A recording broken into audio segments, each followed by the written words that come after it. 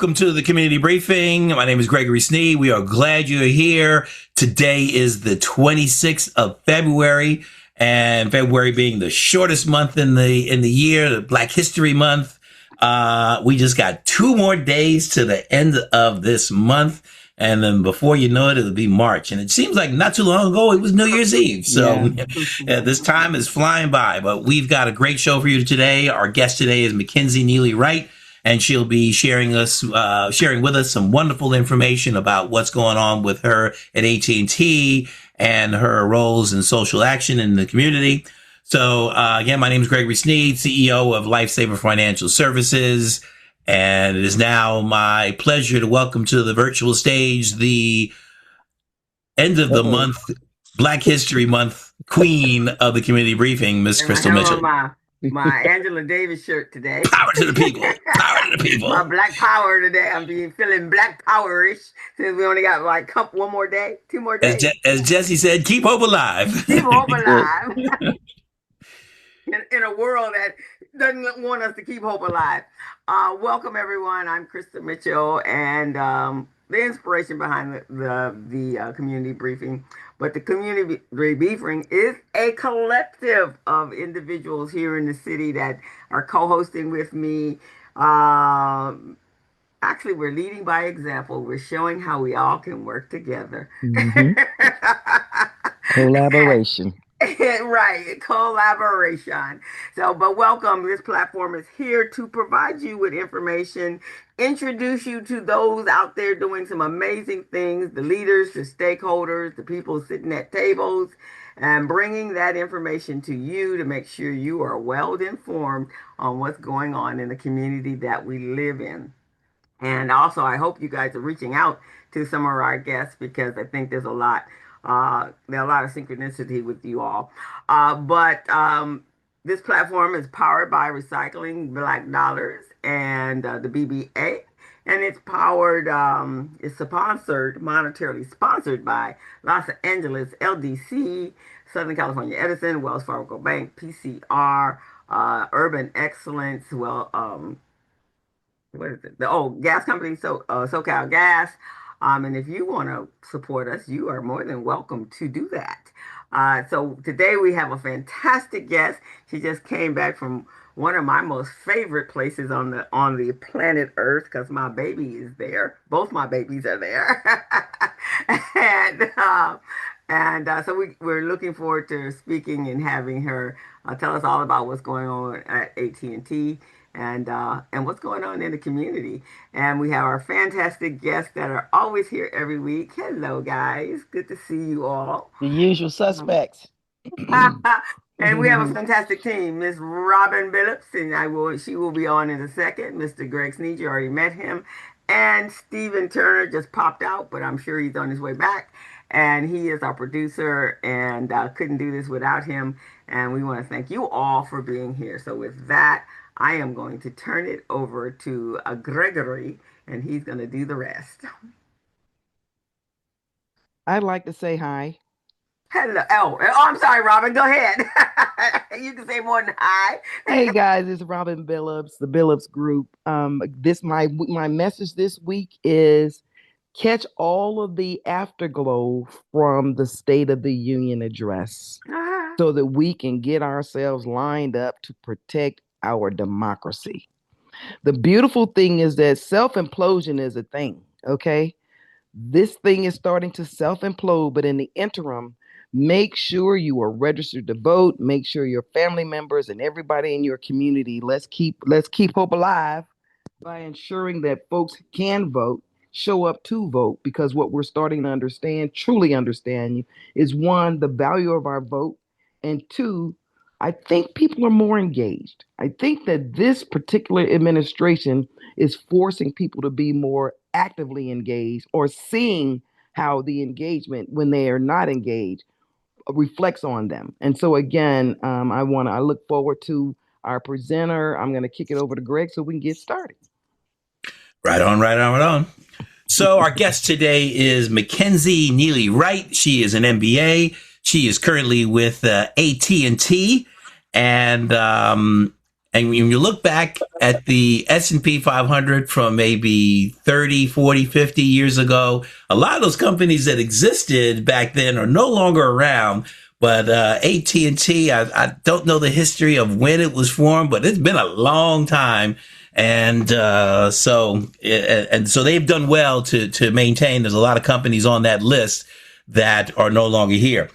Let's see. Starting in reverse order, we'll probably go there. She is a graduate of Hampton University, HU, and with a Bachelor of Science in Economics. She also went to Tulane University, and she got her Master's of Business Administration and concentration in Strategic Management and Leadership. She has been with Cedar Sinai, EMAC Construction, did some internship with Google, the FDIC. We had what was that? How long ago? We had the about five years ago. We had the person came on from the FDIC. Yes. And explain. I can't remember the woman's name, but she informed us really of what the role was of the FDIC. And at that time, I think there was a bank that they had to step in and take some action. The Maryland state government, DC government, New Orleans Bioinnovation Center, and now since July of 2019, she's been with AT&T, and she is currently the area manager for external and legislative affairs. So she's going to kick it to us to let us know all that means and all that entails. So please join me in welcoming to the virtual stage, McKenzie Neely Wright. Thank you so much, Greg. I appreciate the warm welcome and very excited to be back. Just want to make sure my sound is good, right? You all can hear me loud and clear? Perfect. Just making sure. And you challenged me, Greg, to go back and see when AT&T was founded. So apparently it was March 3rd, 1885. And we are this year celebrating the 150th anniversary of the first call that took place in the United States. And then next year we'll be celebrating, I think it's the 150th anniversary of the first transatlantic call. So there's a lot of history that's coming out, but I want to just first thank the community briefing for having me again, and including me in the program, but also inviting people to be a part of this and, learn about how corporations and other organizations are serving within our communities. And I think that this is really important. So very happy to be here. I was here originally in October of 2024, and so much has happened in that time. In that presentation, I talked about the history of the Kohler, and I'll talk more about that, but that's the carrier of last resort regulation that was put on AT&T. It came out of the breaking up of AT&T as a monopoly, and then there were these smaller bills or baby bills. We had Pac Bell here in Los Angeles, if you remember. And then once the government said that they could be a monopoly, they put this Kohler regulation on all telephone carriers who served as the carrier of last resort. But before I dive into that, just want to first reintroduce myself. I'm McKenzie Neely Wright, and Greg has given a lot of my background, and I'm very thankful for that. I do external and legislative affairs for AT&T, and I represent the areas of Mid and South Los Angeles, all of the South Bay cities, so that starts from Inglewood to the Palos Verdes Peninsula. I also picked up the West Side cities since I've seen you last, and so that includes Beverly Hills, Santa Monica, as well as Culver City. I do not have West Hollywood, but I do randomly have Compton. So I am grateful for all of that. And Compton is actually a newer city for me just this year. There's been some changes on the team. And so as we're shifting around some cities, it depends on who has a better relationship. And so I've done a really great job in Compton, just kind of establishing myself. And so that's also not one of my new cities. So since 2024, but it's been a long ongoing thing with AT&T. We've been laser focused on keeping people connected. You've seen commercials about connecting people to greater possibility, all the work that we're doing to expand our fiber network and provide the best in class wireless coverage. And so that's been kind of evidenced by, and recently, it was last year when it was announced, but it's still being finalized. We acquired Lumen Technology, specifically their mass markets business or mass markets fiber business. And this allowed us to expand our fiber network from 25 states to 32 states. And so this is more like in the Pacific Northwest, like in Oregon and in the Washington State and Idaho. We have fiber here in California, and we're constantly expanding that. And I'll talk more about that in a moment. But this is a really big deal, and it's expected to close in the first half of 2026. If you know anything about corporation sales and acquisitions, it is not a quick process. It is a lengthy one, especially as we are a utility and have to be regulated by the states as well as by the federal government. Another example of our expansion of wireless of just our services in general is the recent acquisition. It was a little over $1 billion of spectrum. This is not the company, but this is the actual technology, and it provides us the ability to have a wider range of like network coverage, or like a highway. Think about, we basically had a 4-lane highway, and now we bought more lanes. So now we're 8-lane highway, which allows for us to have more traffic onto our our wireless network.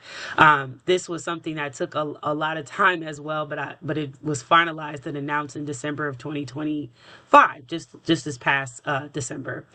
So within the great state of California, and which impacts our county, LA County, AT&T has been laser focused on network modernization and addressing copper theft. I can't see everybody, but I'm like, the ones I can't see, show of hands if you've heard reports about copper theft.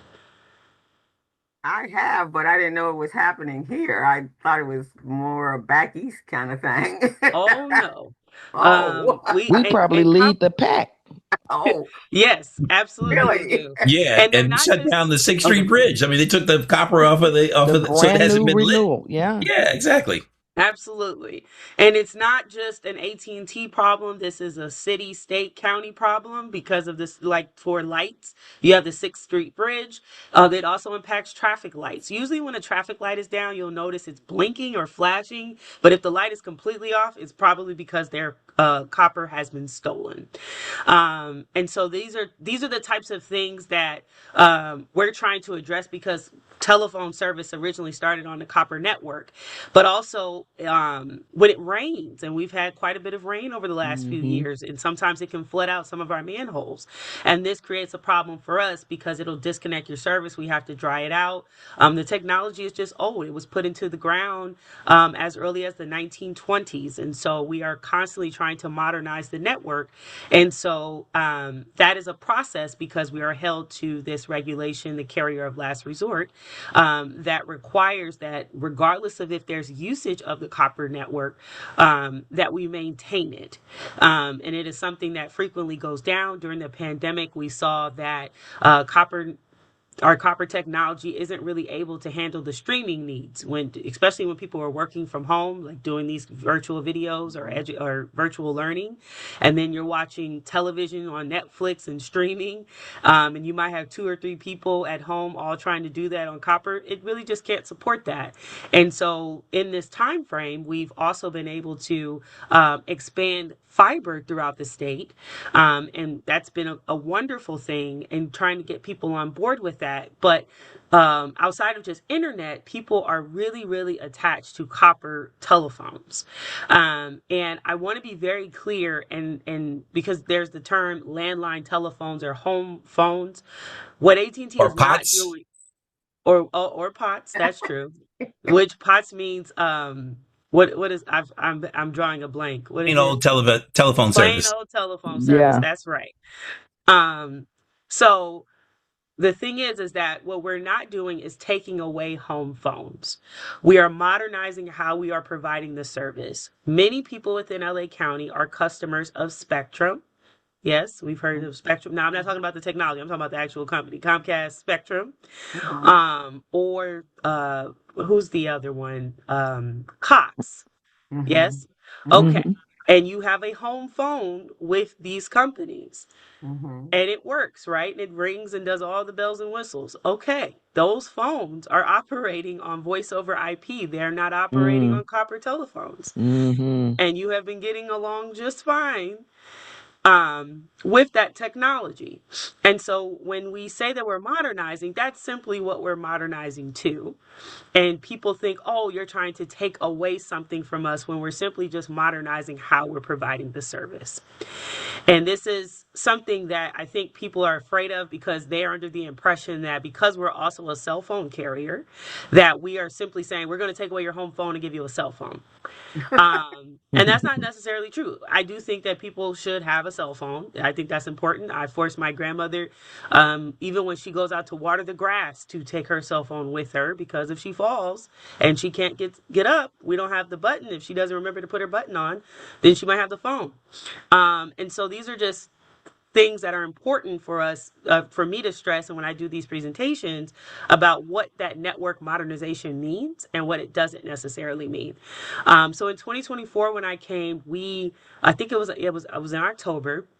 At that time frame, as we were trying to do our network modernization and modernizing the regulations that are on AT&T, they had done, or I guess I should say, we had done an application with the CPUC to get out of being the carrier of last resort, and we were not successful. There was quite a bit of public participation hearings, and some of our stakeholders within AT&T were able to come and do public comment, which we are so appreciative of. But at the end, we were not successful, and then we tried to do a gut and amend bill. It was in the middle of the legislative process and couldn't get out of the Senate committee at that time. And I don't even remember the bill number. It lasted for less than a month. But our author was Assemblymember Tina McKenna, who represents Inglewood and part of the South Bay, because she understood the necessity of having modern technology for phones, and how vitally important it is for us to have a path forward, because California, for an AT&T perspective, is the only state that has not modernized its telephone regulations. In 21 other states, we've been successful. I'm not saying that there hasn't been push and pull, but it has taken time. And people also think this is a quick process. It is not. In 2024, we were relieved of COLR within the state of Oklahoma. And it took until 2025 for us to be able to start to remove some of our central offices that house some of our copper. So, because outside of getting your state approvals, then you have to move to the federal side, and the FCC comes and does a thorough analysis to make sure that no one is left behind. And that's also a big thing that I want to stress in this presentation and what you're hearing about network modernization and what AT&T has going on. So that was 2024.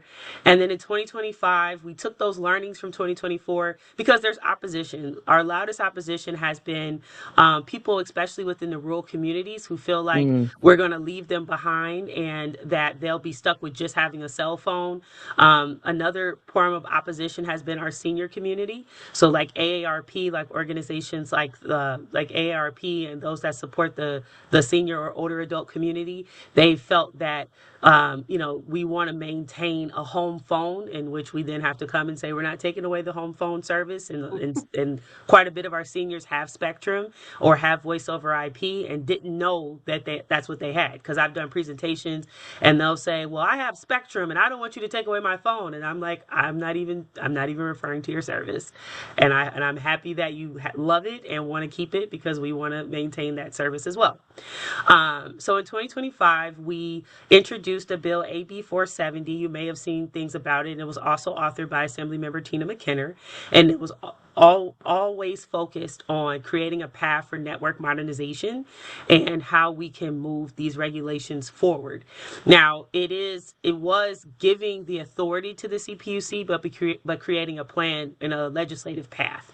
And we got a lot of feedback. Another loud opposition for us has been on our labor side, because they feel that they are going to lose their jobs. And as much as we try to stress that you won't lose your job, and their labor contracts specify that there is a plan for them where they already know how to install or put in copper into the network. And it's the same process for putting in fiber. So the learnings are already there, but we triple ensure that it's within their contracts, but they just don't really like change. And so that's been opposition. And we've been trying to come to a common place, as well as the member who's had multiple meetings with them just to get like an understanding of their grievances. But anyway, we were able to get out of the assembly, which is a very, very big deal for us. And we went over to the Senate side last year and got out of the Senate committee, but we're not successful in the Appropriations Committee. The leadership at that time came from a rural area and really did not, believe that we would support the rural community, even though we were able to get a major organization that advocates for the rural community to go to neutral. Neutral is a lot better for us in opposition.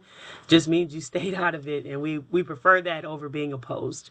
And so at the end of the day, for 2025, we weren't successful, and so we decided to take those learnings as well as the 2024 learnings, and we're in 2026. And so now we're doing a dual approach. We're going back to the CPUC, and we're also doing a legislative push as well. And so with the CPUC, there is the California Public Advocacy Office. And so we came up with this joint proposal. And what's important about that and what's really good about the Public Advocacy Office is that they also are like the community relations and support group for the CPUC.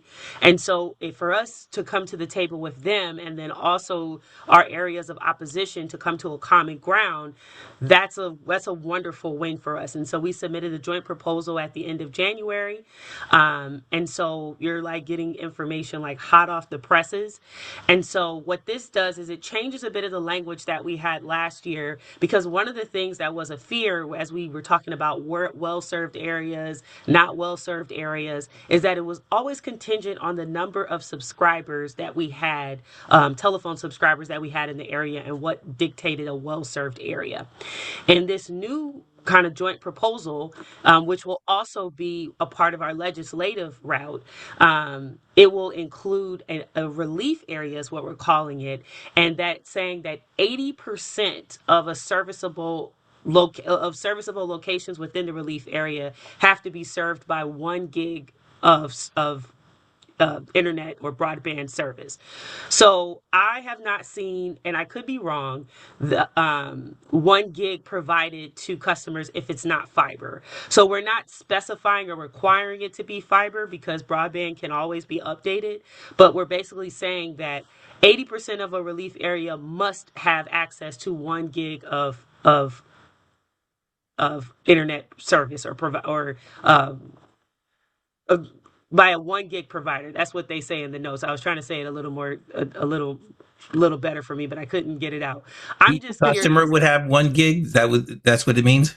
Yes. So like in my home, I have fiber and it's 1 gig. I think I could actually move up to 2 gigs, and I've seen people have as much as 10 gigs of fiber in their home.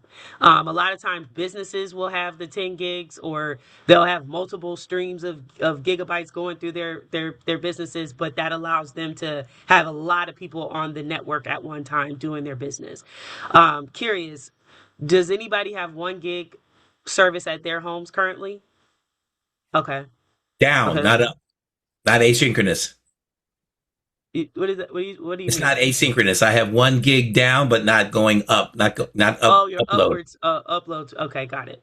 Anybody else? So if do we have a gig? I have to see. Yeah, I need to question. I need to find out Yeah, I myself. don't know whether, and I don't even know if we have fiber. I didn't think we had fiber available in our area. And AT&T is not the only provider of fiber. Spectrum has fiber as well. It just kind of depends on the area. We're all trying to constantly build.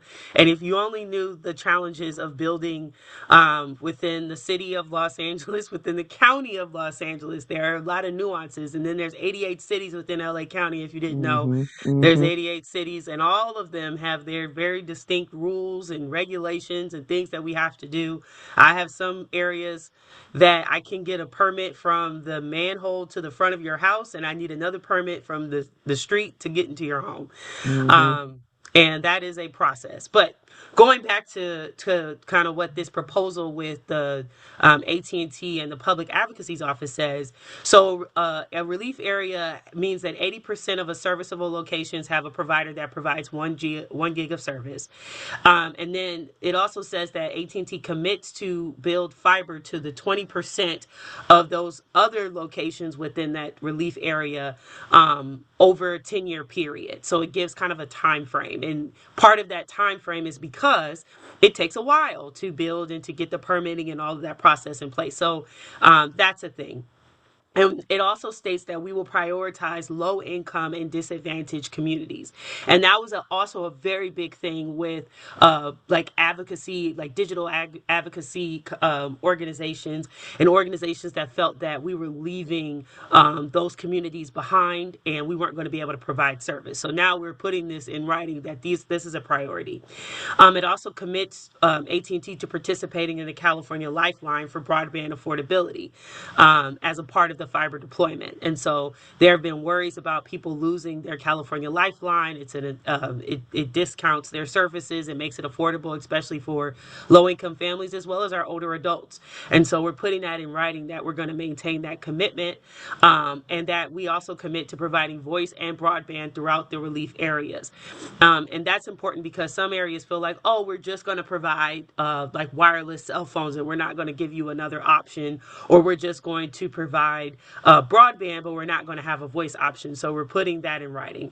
And then the last piece is that we'll have reports on the progress quarterly until the build commitment is met, which would be that 10-year period. And so this is something that we're excited about because it focuses on a lot of key areas regarding affordability that's built into this. It talks about the no one is being left behind. I think that some people feel, oh, this area won't be served or this area won't have anything. And if you don't have if you're not in what we consider a relief area, then we will not be transitioning you until you become a relief area with 80%. So that's also something that's important because our rural communities felt like they were going to be left behind. The other thing is people were concerned about the 911 and having access to make emergency calls, and that is still a thing. I've heard people say that if I have voice over IP or voice over the internet, which is what Spectrum and Cox have, that when you make a 911 call that they won't know where it's coming from. But that is mandated by the FCC and is required for all voice services. And so we'll just make sure that that language is put there. And so those are like the big things and the guardrails that we want to kind of include or mention to you. But then also that this same language will be included in the bill that was just introduced last Friday, AB 2443, which is authored again by McKenzie. She is standing firm on the need to modernize telephone regulations. And so she introduced this and this is kind of like I said, we're doing a dual track. This is the first time we've ever done this. And so we have both the CPUC route that we're taking, and that's a process, but we also are making sure that we have a backup plan to make this a success on the legislative track. And so I will stop here. I know I've said a lot, but I wanted to give you kind of the latest and greatest updates about what we're doing. I believe the title of this was supposed to be AT&T Past, Present, and Future. So I gave you when we started and talked about what we did. I'm talking about what we're doing now. And in the future, our goal is to make sure that everybody is connected to internet and are able to stay connected. Thank you. Any questions Awesome. for me? Awesome. McKenzie, You that want to was jump in there? yeah, that was an excellent overview. You know, because a lot of us step away from this stuff because it seems so onerous, right? And so thank you for using layman's terms and explaining certain things, and especially this whole thing about the copper wire piece, the copper theft in particular, with the weather issues that we've been having. Let me go on to my other question. With this modernization, how do you guys prioritize who goes first? You know, because historically, when modernization happens, it always happens in the high net neighborhoods, and then the folks in our communities end up being the last ones served. So, talk to us a little bit about how do you prioritize where this activity takes place. Good question. Thank you. So some of that comes actually from your city, county, state Mm-hmm. legislatures. There were monies that were set aside by the federal government, I believe, during the Biden time, for they were called BEAD funding, Mm-hmm. broadband. Mm-hmm. It was I'm trying to remember the E. I know accessibility deployment. What was the E? Equitable, or Mm-hmm. equity. It might have been like broadband equity accessibility deployment. And so those funds were given to each state, and then what the state was supposed to do is then give it to the counties, and then they identify areas that they want to build. So and where they want to build. And so it's important that and I mean, your county should know, and they work with the cities to know, what areas need to be served. And I think that they do somewhat of a good job with identifying that, and then we bid on those, because then it becomes an RFP, so it becomes a Mm-hmm. proposal, and then we bid on Mm-hmm. it. So that's one way that we prioritize, because the counties and the local governments are telling us where to go and telling us where Mm-hmm. the need is. We also somewhat know where the need is, but sometimes it's difficult for us to gauge, because we might be providing service in a specific area, but we don't have any subscribers. Mm-hmm. And part of it can be because of cost. Some of it can be because of they don't believe that there's a necessity of the service. Because believe it or not, even we talked about me traveling abroad. Most times people have a cell phone, but they may not have internet access or even Mm-hmm. a computer in their home. Mm-hmm. And so it's helpful when we're able to see, okay, well, where is the need, and having groups that advocate to say where the need is. So local government helps, and then we also look at coverage maps. And I'm sure, because I read you kind of like a very abbreviated thing, part of this bill, but Sure. because our focus will now be low income and disadvantaged communities as a priority first, that we'll have a plan in place in order to address that. Well, and I think that that's critical, especially after COVID. And, excuse me for not being on camera. I got this cold, but especially because of when COVID revealed a lot of challenges that people had when the school district just decided we're going to do everything on Zoom. Yep. Well, was everybody prepared for that? So I understand and appreciate the focus being on low income, rural, these places where historically they're so far behind the eight ball, right? And then the other thing that I ask is give us, before you wrap up, please make sure you give us some things that we need to go back and take a look at or read. I love the CPUC. I love what it represents. I love their supplier diversity programs. I love the fact that we can actually go online and look at what's going on. So if you don't mind, and even if you just have to send it to us later or include it in the chat, but we need to make sure we're looking at what we need to be looking at in support of what you just said, this whole modernization, right? We got rid of our house phone, but I still got my phone number because that's the number that I use when I give out to people that I don't want them calling me on mine. That's Had fair. that number for 45 years. I can't give it up. And you hear that all the time, don't you? Absolutely. Yes. Mm-hmm. Mm-hmm. I've had Crystal. this phone for 65 years, 55 years. I'm not letting go of my phone number. And I'm saying you don't have to. We're simply just modernizing how you're getting calls to that The number. service, yeah. And I think um Remember my number, but I don't have I haven't had a landline. But AT&T is still service has been my provider. carrier since my very Mm-hmm. first cell phone. Mm-hmm. Mm-hmm.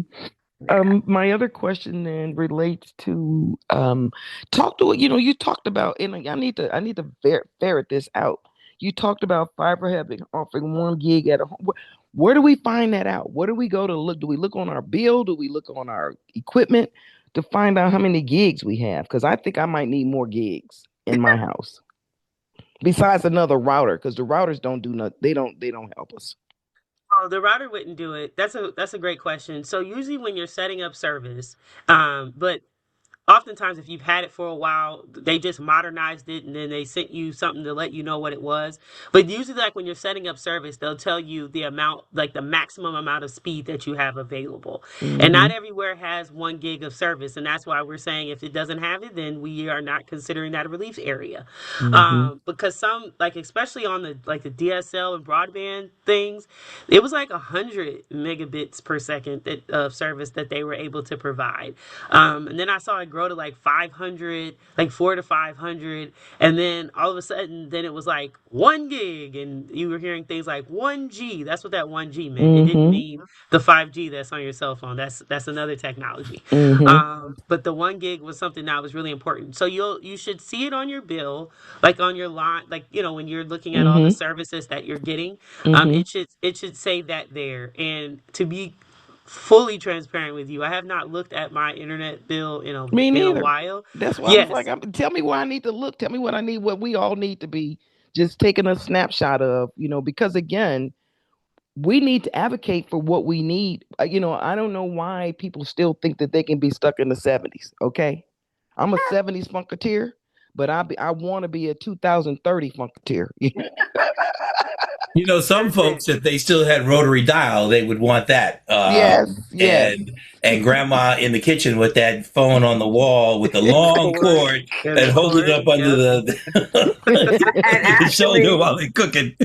there's some parents I saw, I think it was a news clip, and I'm sure McKenzie may have Yeah, seen this, where the parents are going going back back to to rotary dial phones yes. for their children, as Oh, they want them not to have cell phones and not so much time on the cell phone and screen time. So they're going back to rotary phones, and children have to remember phone numbers. Well, the other part too, that, and we've talked about this on this show, that's the socialization of life, right? You dial the number, how you doing, Mrs. Jones, and how you're, then they ask about your parents, and then you got to have that conversation with the parents before you can ask to speak to Shirley. You know what I'm saying? yeah, absolutely. And then Robin, Mackenzie, let me say this too. We appreciate the fact, at your in the young time in your life when you've certainly you've been around your grandparents and what have you. You've seen the old technology, but you're very much so in the new school. Keep talking. Thank you. so hey, Robin, just for clarification and to hype AT&T. So in our area, Robin, AT&T has installed fiber, Mm-hmm. and you are able to get 1 gig down and up. Mm-hmm. Spectrum has not I'm about to run fiber divorce yet, them. so we're Mm-hmm. still on coax, and they offer 1 gig down but not up. So if you are looking to change, AT&T does offer that.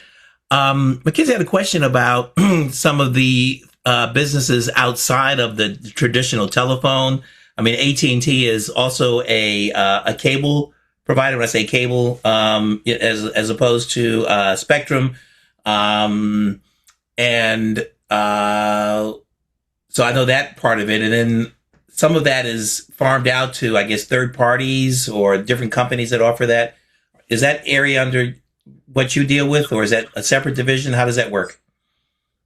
Okay, when you say cable, are Mm-hmm. you talking about like the old DSL technologies that we had? No, I'm talking about providing television. Oh, I Television. see. Hmm. Okay. She took a breath. Yeah, well, because it's like a complicated answer. So we used to own DirecTV, yeah, Mm-hmm. and then we Mm-hmm. sold it, and then we did have AT&T. I'm trying to remember the name.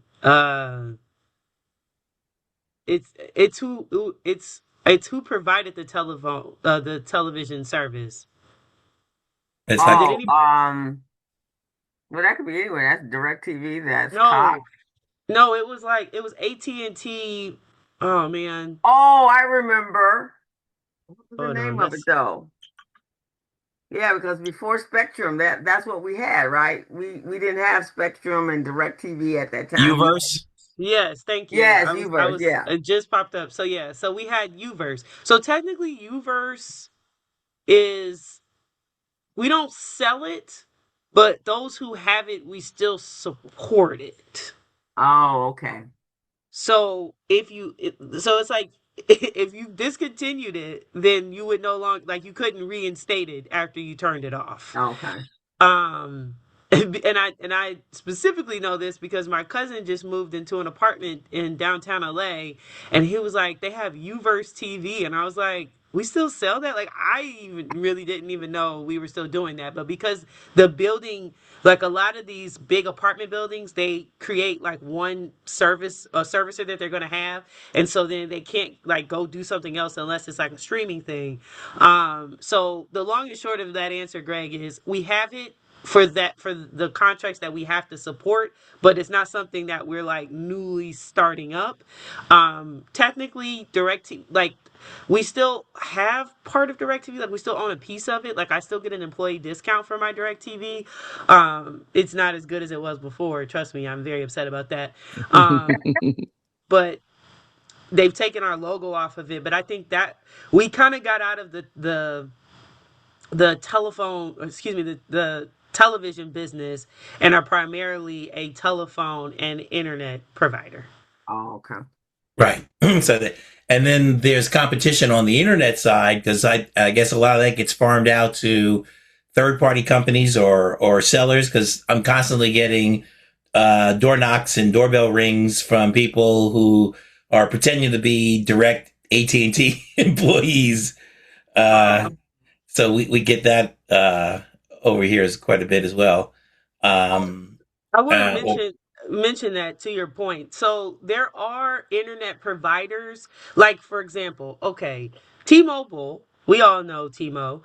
Okay, so T-Mobile doesn't have any fiber or anything technically in the ground, but they're providing a service called fixed wireless internet. So it's internet that's just going over the like our, like how your cell phone is operating wirelessly over the cell towers and things of that sort.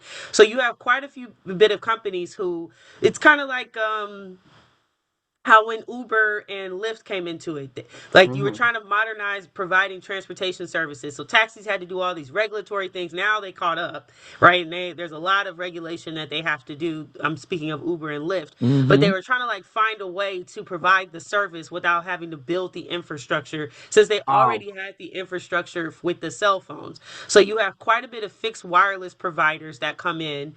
There are some areas that have like that have fiber, that are building fiber. That would be, has anybody heard of Sonic?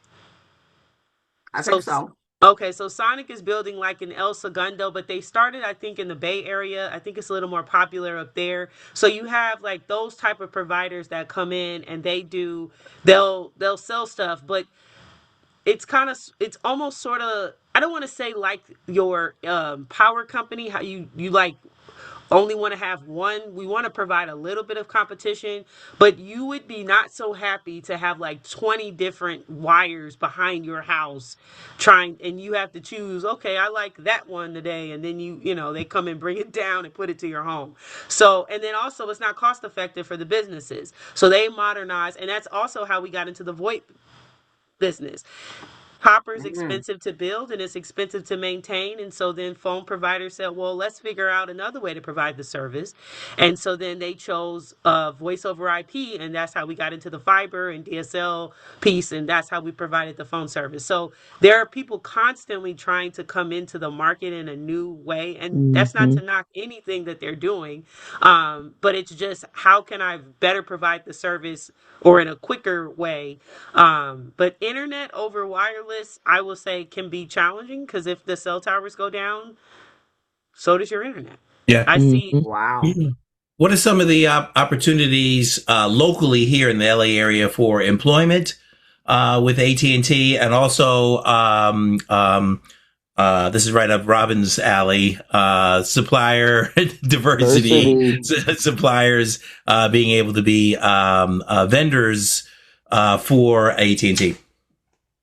Okay, you set me up. I wasn't ready for that question. So for employment, I know that our website is AT&T or AT&T Jobs or ATT Jobs, and there's quite a bit of. I mean, we're not the younger crowd. Let's say there's quite a bit of internships that we do throughout the year. But that's good not information. Just in the summer times. And I'll try to pull that link for you. Let me jump in regarding the supplier diversity piece while you look that up. The beautiful thing is that when I've mentioned more than 12 million times about the CPUC on the community briefing. Take the time, Emma can back me up. Take the time to go and look at what the CPUC offers and you can actually put in supplier diversity in the search engine, and you will get a full report on all of the utilities, light, gas, electrical, and the telecoms. So that's a great way to look for opportunity. It's also a great way to see what they've done. My Shiro Gwen Moore was one of the biggest advocates for that, and we miss her. We miss her. We miss a lot of folks. But again, the CPUC has an exceptional story to tell around what they're doing with diverse suppliers. Now, the other part, and this is McKenzie, this is what your future is looking like. This current administration,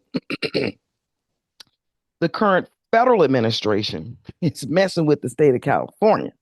So who's to say what that's going to look like down the road a piece? But my money's on. I love me some Gavin Newsom because he is a fighter. But I wanted to. I'm going to give you a minute, but Renee has had her hand up, and I sent her a chat note to say use your raise hand indicator, so we, instead of just putting your hand up, Renee, looking like you're saying hi to us. What's your question? I my hand indicator doesn't work. That's why I Okay. never, All right, sweetie. not even on my screen. But anyway, I wanted you to tell me a little bit about the AT&T Air. I got that service and I'm not happy with it at all. But can you Oops. let everybody know about that? So AT that's the internet air, right? So that's the internet service. Yes, where you have a little box that you put in your window, that one. Yeah, so that's kind of similar to like a fixed wireless solution. So in areas where we don't have fiber or a wired solution for your home, this is like the alternative to providing the internet service. I'm curious, is it the speeds that you don't like, or what don't you like Hey, about it? I had Spectrum. I've always had AT&T phone, but I had Spectrum. And when I just called, AT&T called me and selling me this. So I said, well, let me try it, but it's so slow. I mean, it is so slow. You in Uh, Baldwin Hills? Pardon me? Are No, you in the Baldwin Hills Orange, area? I live in Orange County, Oh, in the okay. city of Orange. She behind the orange curtain. That might be part of the problem too. No, I'm just saying. Okay, Robin Phillips. I'm gonna put my hand up on that. Anyway, yeah. So I was wondering why you can put this service in your house. You just plug it into your wall and then point it to your window, and that's how it works. But the tower, wherever it's pointing to, it's taking a long time to get there. Yeah, that can be the problem where physically you're on the other side or behind a mountain. That was why I asked about Beverly Hills, Baldwin Hills, because the Baldwin Hills Civic Association fought having a cell tower placed in that area. Mm-hmm. And then, so towers got elsewhere, but if you're on the southwest part of Baldwin Hills, the hill is blocking your signal.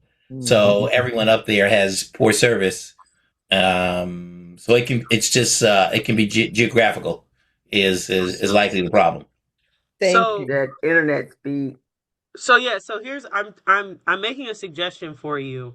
Um Greg mentioned this multiple times, your download speeds and your upload speeds. Mhm. So when you get internet air, when they sold it to you, they're supposed to tell you like what your speeds are.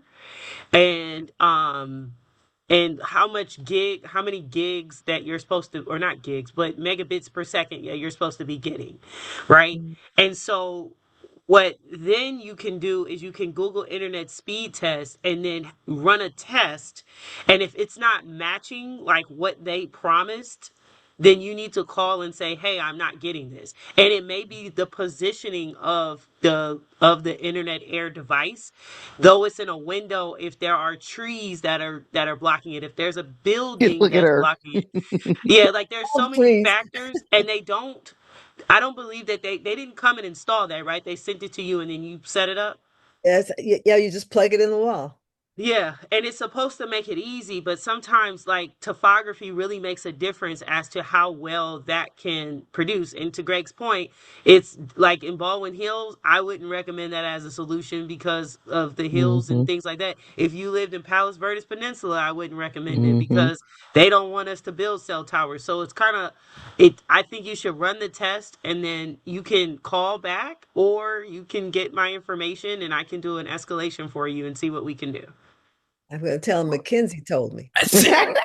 That's why you got to have Take care of folks my to know people. who the stakeholders are so you That's can it. reach on out to them.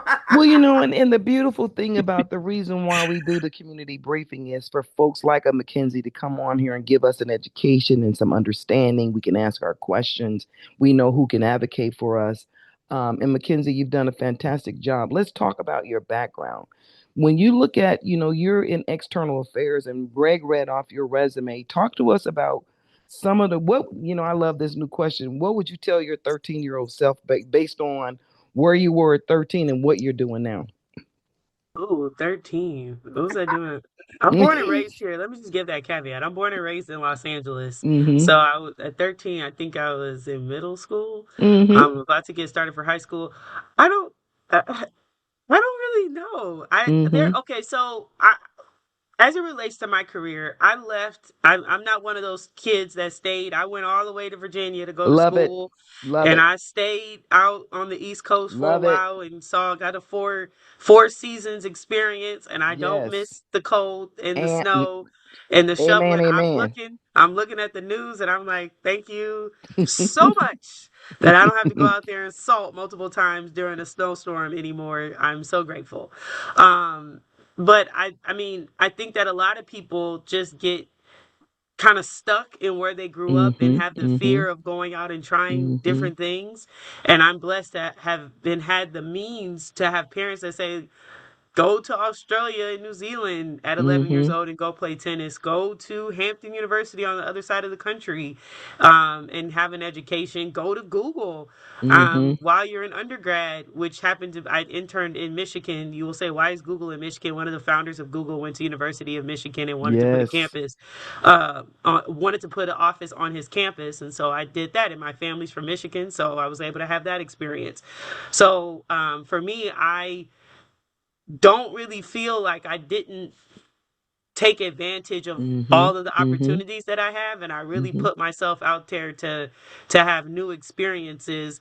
I probably would have traveled more and saw more of the world, Mm-hmm. but I'm still doing that. I bought a house at 22 years old. That's pretty Yay. good. Yes, it Um, is. That's great. yeah, so like I sold it, so you can take the claps back. It's fine. I once I But you did You it. know, you don't had sell it. real I estate. You had it don't for sell almost real 10 estate. years. Do not Okay, sell well, real there you estate. go. You don't take the claps back.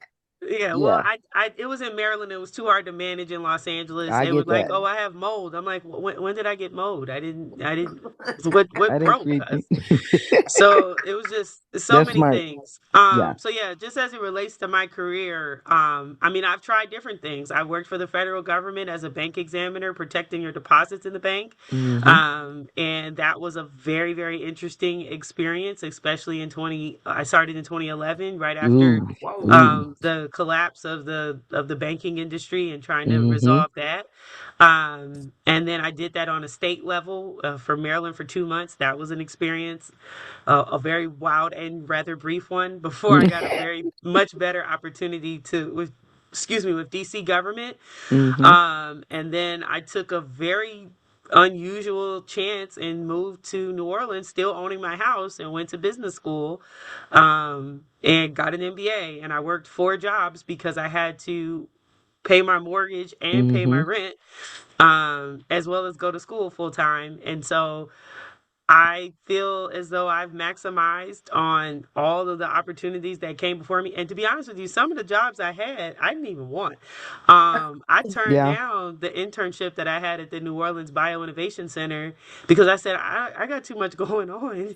And they Mm-hmm. said, we'll work around your schedule. And I was like, okay, well, you know what? If you're going to give away the job and the Yeah. money, Yeah. I'm just going to take the opportunities. And so, um, Yeah, I'm very proud. I had no clue I was going to move back to California, and I moved back in 2019.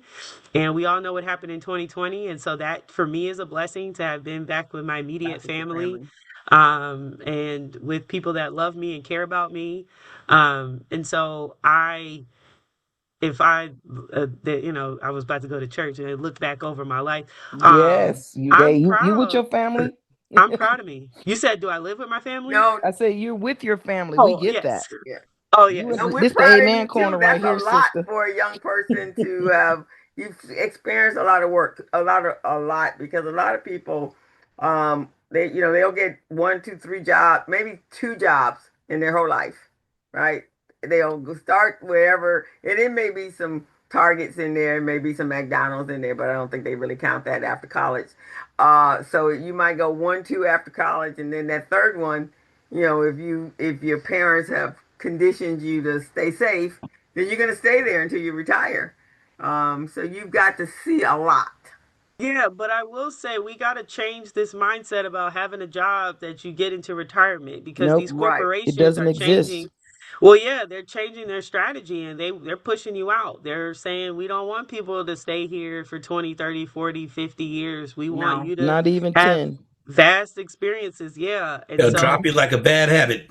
they sure will. And my grandma, she'll say, you stay here until, you retire. And I'm like, Life isn't no. the same.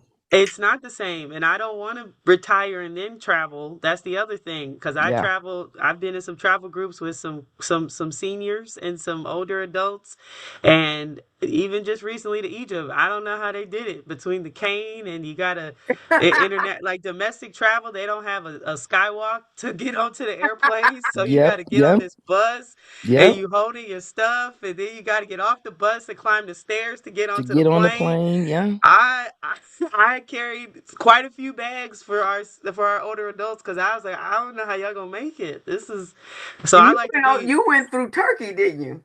I want yes, Istanbul. That's That's an right. interesting airport all by little lonesome because you got to walk up the tarmac or whatever you got in the train, the car.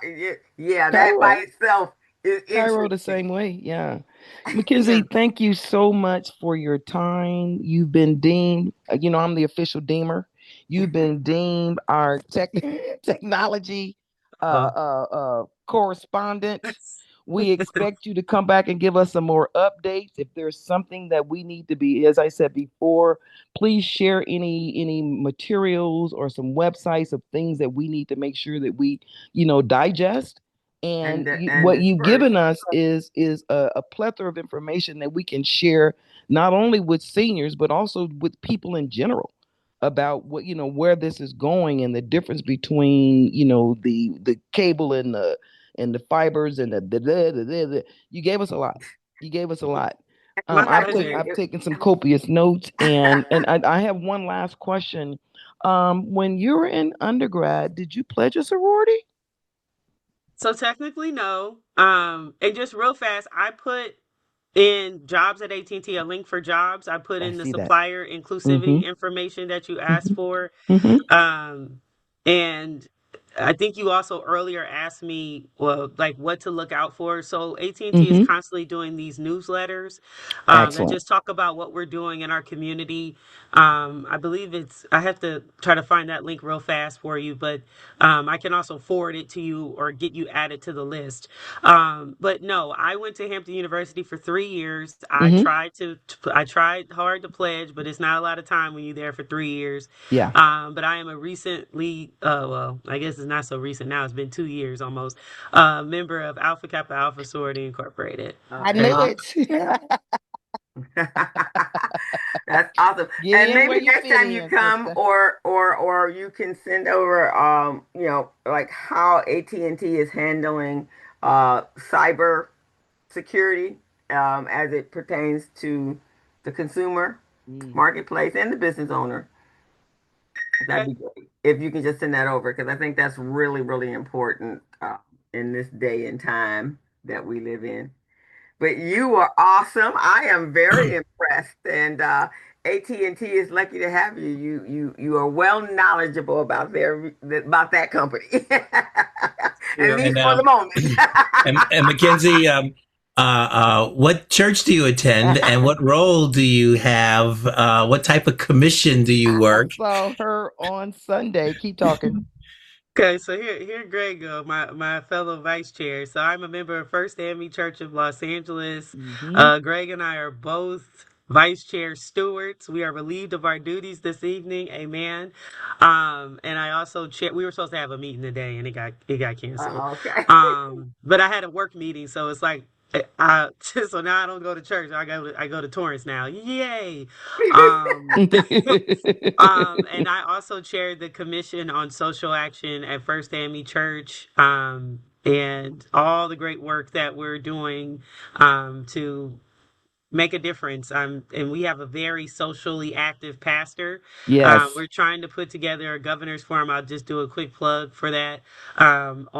I think it's going to be on April 25th. It's a Saturday? Yes, April 25th. In the sanctuary, we've invited probably more of the candidates that are probably still active now, but we're slowly getting our responses in. And so, yeah, that's what I do. And I volunteer and serve a lot because I told you I'm a member of Alpha Kappa Alpha Sorority Incorporated. And in the Yes. sorority, I also chair. I'm the chairman of what is it, Connection to Social Action, or we also call it Advocate for Social Justice. So Hmm. I try to keep my things like kind of And the aligned. So same. Yeah. I'm Yeah. not doing too much Amazing. overlap. Yeah. Well, Big Because one it's of our thing. only guests 24 here hours. today, Emma Maxey, has a advocacy for voting Yeah. and providing information on the candidates and the measures. And every election time, they gather together and get a lot of information. And then lastly, I'll use the colloquial term, "Who's your daddy?" Oh man. Okay. I can't just leave him behind. I'm my own person. My We dad didn't is bring it up to the very end. I that's that's didn't. fair. My dad is Senator Rod Wright, my or Assembly man. member. Okay, Yeah. all right. That's great. Let The me just say Honorable this, Mackenzie, and Rod Wright. please appreciate the fact that the legacy, you're a native, and the legacy of your dad in them hats. The first time I went to Sacramento and I went to his office and he was playing OJ's, I'm like, this is a regular brother right here who happened to be a politician. And he Yeah, is he extremely proud of his baby girl. Yes. and I'm Yes. proud of him. I'm very. Please don't misunderstand. No, I'm no, We we truly didn't. know. clowning. We didn't I misunderstand love it. my dad very much. Apparently, I look just like him, but Yeah. I would Yes. consider myself a prettier version. Thank you very much. Yes. Kiwi. But yes, that is my dad, and I'm also going to shout out my mom, Ella Neely. Yes. She is a general contractor. She builds Ooh. houses, Ooh. I and didn't know so that. that's how I grew up with a political parent, and they actually met on the Jesse Jackson campaign. Fun fact, rest in I peace love to it. Oh Jesse wow! Jackson. Yeah, because my mother was also politically involved, and then she went into kind of redevelopment and then started her own construction company. I So love it. very proud of both of my parents. Yeah, your parents are awesome. Awesome. You're the only child? Uh, Between them, Technically. technically, yes, Yeah. Yeah, yes. technically, yes. You've been absolutely wonderful. We want to thank you. You are welcome to come back to us No, no, anytime. no. Talk She's about been deemed our anything. technical correspondent. What are you talking about? She has to come back. I know. But if you want to come back and talk to political stuff when we really get deep into that too, which gives me the segue over. If you guys will look in the chat, there is a link there. I was at a meeting. I'm part of the Black Leaders Collective. And so Kelly Todd with the California Black Women's Collective Empowerment Institute, they've created a web-based platform called the California Black Power Book. And when you click onto it, it will give you every elected official at every level of government, from city hall to state capitol and the Capitol Hill in California. So check that out, guys. And they're asking for feedback because it's a new thing. And so if you pull out that Emma and Renee and Robin, I send it to you via email. Okay. So you guys can pull it out of there. Myself and I think six other collective leaders are going up to Sacramento on the 16th for in session. So I'll come back on 16th of March. So I'll come back and give you guys some insight there. as we gear up. Crystal, I wanted to ask you, when is the March health fair? Didn't you tell me about a health fair going on in March? In March. Mm-mm. Oh, There's a thank whole you. bunch of stuff going on in March, but that wasn't me. Yeah. Because February wasn't busy enough. Right. So we gotta run on in there. But yeah, so that's there. Naomi from GLAC, thank you for coming to Yes. visit us. I hope you come back again. Thank you so much for the space to attend. All right, you You're guys, so this has welcome. been a Thank you, great, McKenzie. it She truly was has been great. a great show. McKenzie, thank you Yes. so much for the information you provided us. Again, we giggle and we laugh, but we deem it important to have you come back and keep us updated from a technical perspective, because we do try to make sure this stuff, our show is on Facebook and, we have social media. And so it gives us an opportunity to educate our community, illuminate, educate, identify the resources is what we're trying to do. And you've done that for us today. Really appreciate it. Thank you. Thank you for Yes. having me. Thank you, guys. All right, everyone. Yeah. Have a great day. Be safe out there. We're closing in on our official Black History Month, but you guys do realize we Black 365 days a year. Blackity black. Yeah. So Blackity black, continue black. to celebrate. Awesome. And also let's make everybody pissed off. Make sure you're still posting anything to do with Black History Month. I know. Exactly. Piss them off. 2 more I want to days. say something real quick, if I can. Sure. Yes, you can. I want keep my family in prayer. And this is something that it's bothering me. These young kids committing suicide. My cousin's son committed suicide on last Saturday. Rondell Moore, he's a football player, wide receiver for Minnesota Vikings. Yes. And 25 years old, and we have no clue what happened. My father's from New Albany, and that's where his family lives, and that's where he took his life. So just keep him in your prayers. We'll keep them in prayer. Yeah, there's a lot of stuff going on. One thing before we jump off, I saw a really incredibly disturbing article, and I did some research, and it's actually true. This woman took her child to in Orlando to Disneyland for her 13th birthday. 3 hotels. There were little cameras all throughout the hotel room and the bathroom, everywhere. And the mom moved from one hotel. She went to another hotel. She went to another hotel, and her child now refuses to travel because they took the pictures. They actually scouted her out as she was coming in, took her pictures, and was got her without any clothes on. And so she's trending all over Oh my the God. pedophile network. And so the mom is telling everyone, be careful out there. So she goes in with a detector before she takes her child anywhere at school, anywhere to protect her.